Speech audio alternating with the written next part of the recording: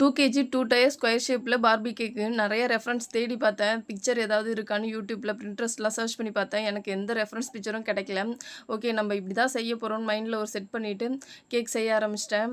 First bottom வந்து 1 1/2 கேஜில square ஷேப்ல செஞ்சு எடுத்திருக்கேன். டாப் டயர் வந்து 1/2 கேஜில செஞ்சிருக்கேன்.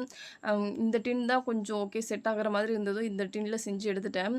இது மேல பார்பிய வச்சு செட் பண்ணி பார்த்தேன். எப்படி வச்சா நல்லாருக்கும்னு நானா செட் பண்ணி பார்த்துட்டு, அதுக்கு ஒரு டிசைன் போட்டு எடுத்துட்டேன். ஃபுல்லாவே க்ரீம் வச்சு மட்டும் தான் டிசைன் பண்ணியிருக்கேன். வேற எந்த இதுவும் யூஸ் பண்ணவே இல்ல.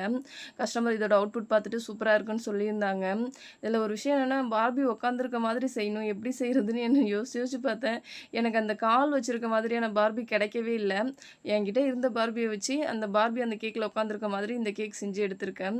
அடுத்தடுத்து வந்து ஒரு 2, 3 கேக் ஆர்டர் இருந்தது. எல்லாத்தையும் முடிச்சு கஸ்டமருக்கு குடுத்துட்டேன். இன்னைய டே இப்படி தான் போச்சு. உங்களுக்கு இந்த கேக் டிசைன்ல எந்த டிசைன் பிடிச்சிருக்குன்னு மறக்காம கமெண்ட் பண்ணுங்க.